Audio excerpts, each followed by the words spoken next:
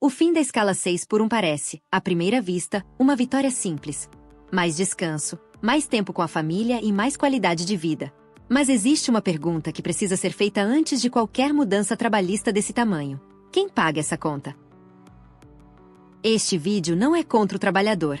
Descanso importa. Saúde mental importa. Ter vida fora do trabalho importa. Mas uma mudança na jornada de trabalho também muda custos, escalas, produtividade, preços e empregos. E ignorar isso pode criar um problema maior do que a solução. Quando se fala no fim da escala 6 por 1, muita gente pensa apenas em acabar com o trabalho de 6 dias por semana. Mas o debate pode ir além disso. Também existe a discussão sobre reduzir a jornada máxima semanal de 44 horas para 40 horas. E é aí que a conta começa a mudar. À primeira vista, parece pouca coisa. São apenas 4 horas a menos por semana. Mas 4 horas dentro de uma jornada de 44 horas representam uma redução de aproximadamente 9,09% da carga horária semanal. Isso significa que, para cada funcionário, a empresa perde quase 10% do tempo disponível para produzir, atender, vender, entregar ou operar. E quando o salário mensal continua igual, mas a quantidade de horas trabalhadas diminui, acontece uma coisa simples. Cada hora trabalhada fica mais cara. Vamos usar um exemplo simples. Imagine que um funcionário custe para a empresa R$3.000 por mês, considerando salário, encargos, benefícios e demais custos. Com uma jornada de 44 horas por semana, esse funcionário trabalha cerca de 190 horas por mês. Então, nessa situação, o custo aproximado por hora trabalhada é R$3.000 divididos por 190 horas. Isso dá cerca de R$15,79 por hora. Agora vamos reduzir a jornada para 40 horas por semana. Esse mesmo funcionário passa a trabalhar cerca de 173 horas por mês. O custo mensal continua sendo R$3.000, mas agora ele entrega menos horas. R$3.000 divididos por 173 horas dá aproximadamente R$17,34 por hora. Ou seja, mesmo sem aumentar o salário mensal, o custo da hora trabalhada sobe. Antes, a hora custava cerca de R$15,79. Depois, passa para cerca de R$17,34. Esse aumento é de aproximadamente 10% no custo por hora trabalhada. E isso é só o começo da conta. Agora imagine uma pequena empresa com 10 funcionários. Pode ser um restaurante, uma loja, uma clínica, um salão de beleza, uma oficina, uma pequena indústria ou um comércio de bairro. Esses negócios dependem muito de gente para funcionar. Se cada funcionário trabalha 44 horas por semana, essa empresa tem 10 funcionários vezes 44 horas.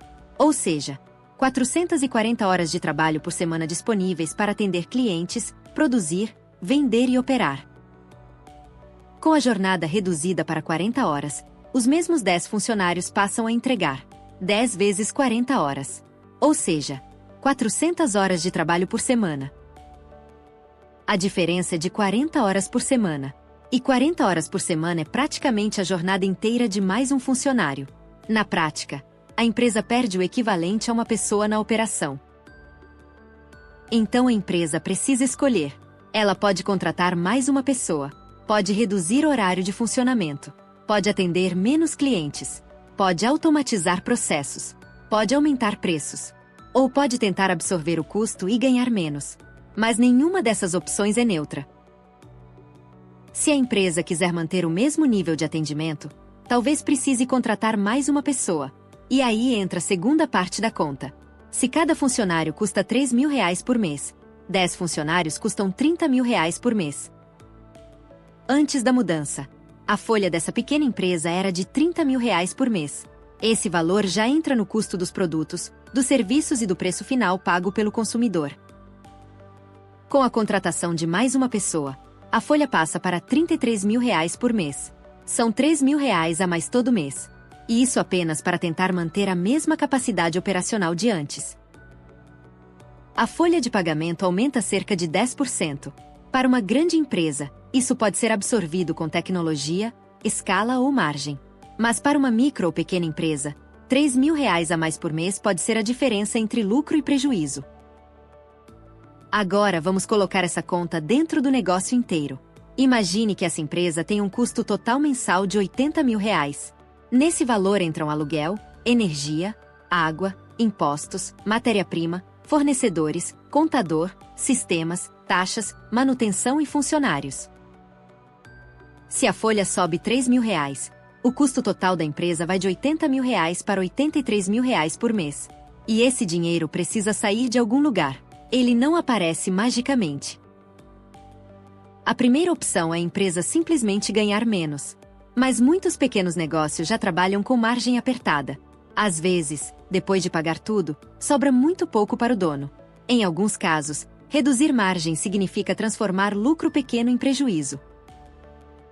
A segunda opção é repassar parte desse custo para o preço dos produtos e serviços. E é aqui que a mudança chega no consumidor. Porque quando o custo de produzir ou atender sobe, o preço final tende a subir também. Imagine que essa empresa venda 3 mil produtos ou serviços por mês. Se o custo aumentou R$ 3 mil, ela precisa dividir esse valor pelas vendas. R$ 3 mil divididos por 3 mil vendas dá R$ 1 a mais por venda. Alguém pode pensar, mas é só R$ 1. Só que esse R$ 1 é apenas para empatar o aumento direto da folha. Ele não considera impostos, taxa de cartão, comissões, perdas, reajuste de fornecedores, inflação, treinamento e queda de produtividade na adaptação. Na prática, um produto que custava R$ 20 pode precisar ir para R$ 21 ou R$ 22. Um serviço de R$ 100 pode ir para R$ 105 ou R$ 110. Principalmente em setores onde a mão de obra pesa muito no custo final. Pense em um restaurante. Ele precisa de gente na cozinha, no salão, no caixa, na limpeza, no delivery e no atendimento. Se a jornada cai, mas o restaurante quer abrir no mesmo horário e atender a mesma quantidade de clientes, ele precisa reorganizar escala ou contratar mais. Se o custo aumenta e a margem já é pequena, o preço do prato pode subir. Ou o restaurante pode reduzir equipe, piorar atendimento, diminuir horário de funcionamento ou cortar dias de abertura. Em alguns casos, pode simplesmente não fechar a conta. Agora pense em um salão de beleza. Se cada profissional tem menos horas disponíveis, há menos horários para clientes. Menos horários podem significar menos faturamento. Para manter a agenda cheia, o salão precisa contratar mais ou aumentar o valor dos serviços. Em uma clínica, a lógica é parecida. Recepção, limpeza, atendimento, organização e suporte dependem de pessoas. Se há menos horas de trabalho, pode haver menos consultas, menos encaixes e mais custo por atendimento. No comércio, existe outro problema: o horário de funcionamento. A loja não pode simplesmente deixar o caixa vazio, o estoque sem reposição ou o cliente sem atendimento. Se abre por muitas horas, precisa de escala. E escala exige gente. Quando o custo sobe, o preço pode subir. Quando o preço sobe, o consumidor pode comprar menos. Quando o consumidor compra menos, a empresa vende menos. E quando a empresa vende menos, ela pode contratar menos, demitir ou reduzir a operação. Esse é o efeito em cadeia que precisa entrar no debate. É importante entender: nem todas as empresas serão afetadas da mesma forma. Uma grande empresa pode ter tecnologia, crédito, equipe de gestão, escala e capital para se adaptar. Mas uma microempresa ou pequena empresa sente qualquer aumento de custo de forma muito mais rápida. Para uma pequena empresa, R$ 3 mil a mais por mês pode significar atrasar fornecedor, reduzir estoque, cortar investimento, demitir alguém ou até fechar as portas. E quando um pequeno negócio fecha, não é só o dono que perde. Funcionários, fornecedores e consumidores também são afetados. Outro risco é o aumento da informalidade. Se contratar formalmente fica mais caro e mais difícil. Algumas empresas podem evitar novas contratações formais. Outras podem terceirizar de forma irregular. E parte das pessoas pode acabar trabalhando sem proteção. A informalidade é ruim para todo mundo. O trabalhador perde direitos e segurança. O governo arrecada menos. A empresa correta passa a competir com quem não segue as mesmas regras. E o mercado fica mais desigual.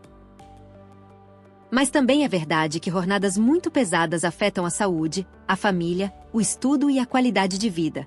Muita gente trabalha cansada, passa pouco tempo em casa e vive no limite. Então o debate não pode ignorar o lado humano. O problema não é discutir uma jornada melhor. O problema é fazer uma mudança grande sem transição, sem cálculo, sem diferença entre setores e sem apoio para pequenos negócios. Boa intenção sem planejamento pode virar preço alto, desemprego e informalidade. Para reduzir jornada sem aumentar muito custo, a produtividade precisa subir. Isso significa produzir mais por hora trabalhada. Mas produtividade não aparece por decreto. Ela depende de tecnologia, treinamento, gestão, infraestrutura, crédito, menos burocracia e ambiente econômico melhor. Uma mudança desse tamanho deveria vir acompanhada de algumas perguntas. Qual será o prazo de adaptação? Como ficam micro e pequenas empresas? Haverá redução de encargos?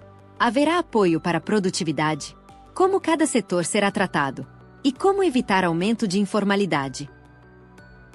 Quando outros países discutem jornada de trabalho, o debate normalmente envolve produtividade, custo de contratação, informalidade, carga tributária e competitividade. Não basta olhar apenas para o número de horas. É preciso entender quanto cada trabalhador produz por hora e quanto custa contratar formalmente. No Brasil, o desafio é ainda maior porque muitas empresas já lidam com impostos, burocracia, crédito caro, insegurança jurídica, informalidade e baixa produtividade. Então, qualquer aumento de custo pode bater mais forte nos preços e no emprego. Por isso, a pergunta correta não é simplesmente: você é a favor ou contra o fim da escala 6x1? A pergunta correta é: como fazer essa mudança sem prejudicar o próprio trabalhador, sem quebrar pequenos negócios e sem aumentar ainda mais o custo de vida? Resumindo, reduzir de 44 para 40 horas significa quase 10% menos carga horária. Se o salário mensal continua igual, o custo por hora sobe cerca de 10%. Em uma empresa com 10 funcionários, isso pode significar a necessidade de mais uma contratação. E esse custo pode aparecer no preço final, na margem, no emprego ou na informalidade. O trabalhador merece descanso, dignidade e qualidade de vida, mas também precisa de emprego formal, salário, estabilidade e produtos que caibam no bolso. A conta precisa fechar dos dois lados. Porque quando a conta não fecha, alguém paga.